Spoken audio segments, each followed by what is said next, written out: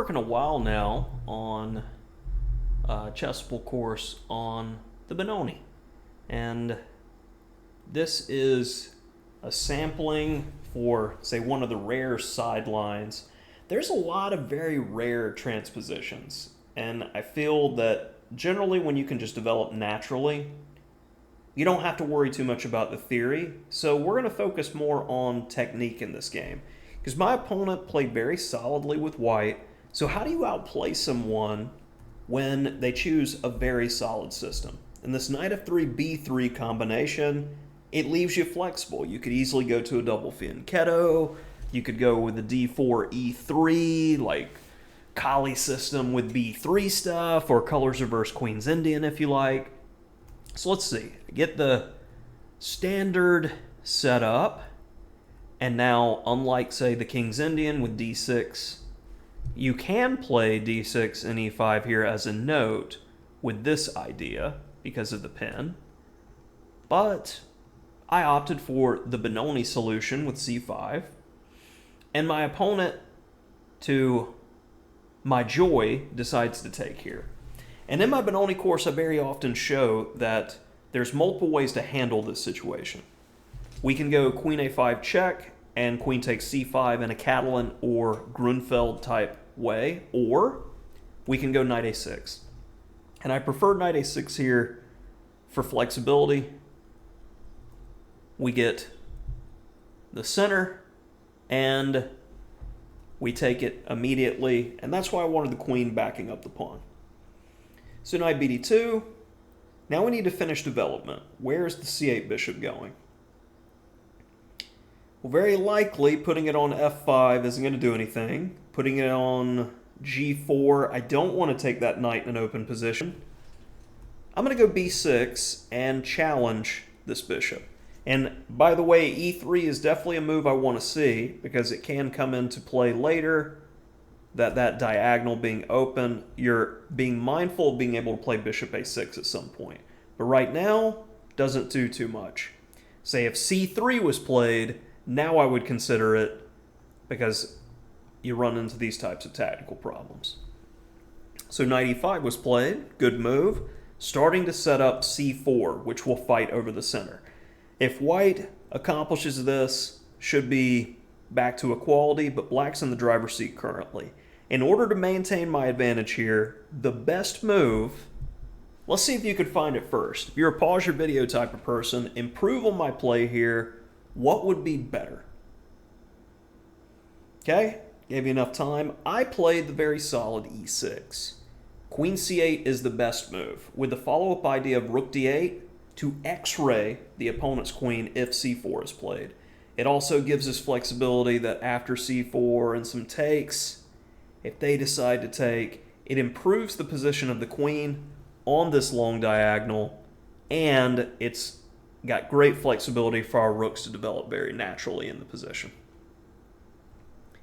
But after e6, c4 is played, and now it becomes more of a, how can I finesse this position to get more? Because we're about to have a symmetrical pawn structure, and those are notorious for having to try to outplay the opponent. So while white's pieces, specifically the knight on d2, is jumbling the position a bit, I need to be aggressive here and try to make changes to the position. So what do you think the best way to go forward is at this point? Well, I would love to be able to play knight d3, hitting some pieces, but we have the problem with that knight on e5.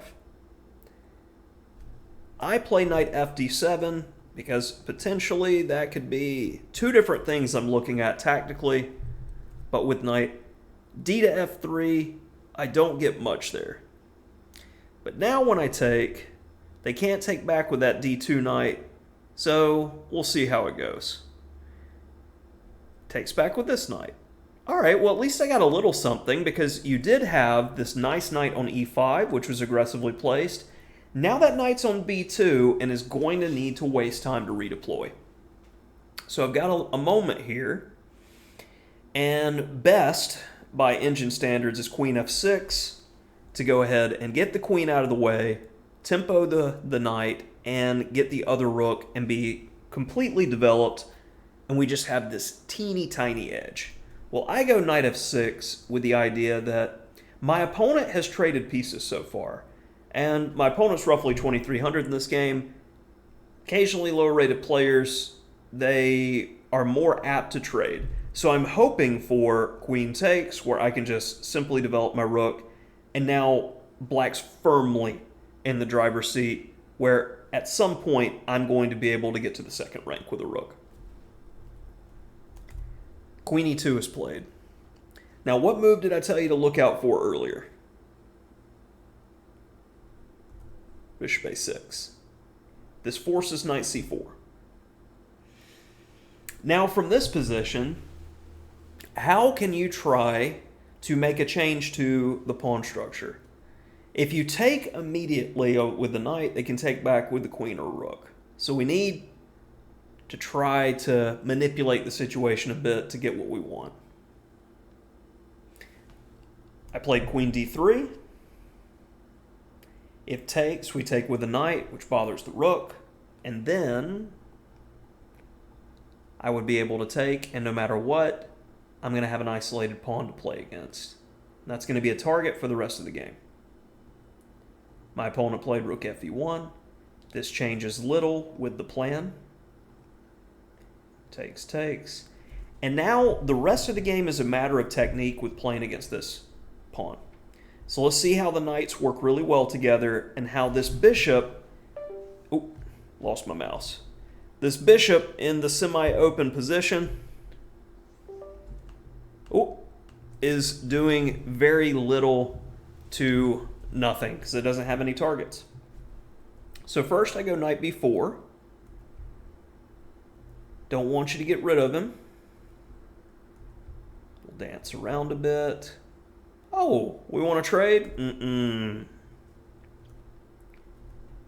Good harmony. When you see two pieces aggressively attacking something and two pieces defending something, you know things are starting to go right for your position. Bishop f1, another defender. So let's bring in an attacker. Can't play c5 still. Covering. Would you like to trade? Ooh, that's going to help a lot. This is going to be a knight versus bishop domination. And he can't be in a hurry here. His king's still a little bit closer, even from g1 to g2. I don't want to trade off my advantage. I want to see if I can't get more before looking at a move like b5.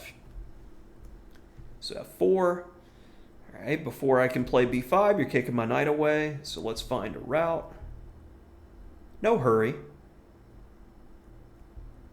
Just bother the a pawn. Test, test. No? Okay. Good square for the knight. Not in a hurry to play knight a4. He will immediately capture and then play c5.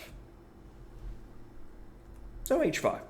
Stop or slow down the expansion. Now let's inch our king closer. Okay, so white did do something positive on the king's side. He made the pawn structure agree with the bishop. This was great play by white here.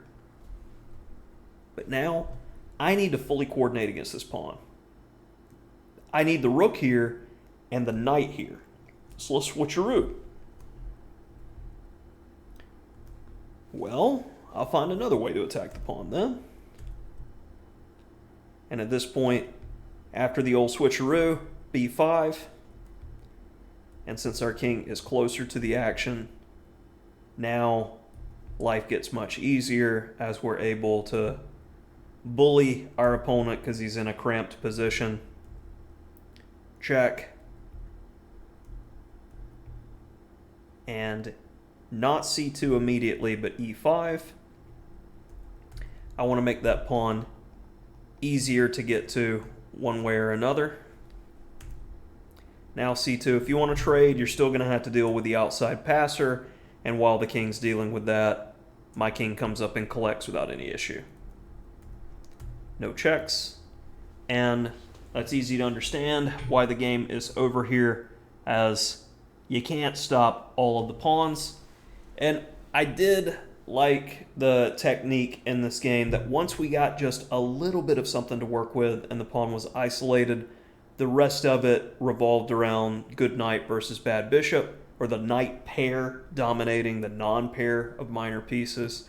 It's a theme that pops up pretty often in my games. Hopefully you enjoyed this one, and check out that Benoni Simplified on Chessable. And if you're a Chessable Pro member, check out that short and sweet. Completely free, and it's got about an hour of video going through the course. This is my personal repertoire when playing against d4, c4, knight f3 right now. And I don't normally give my personal exactly what I'm playing, but hopefully enjoy it. Check it out.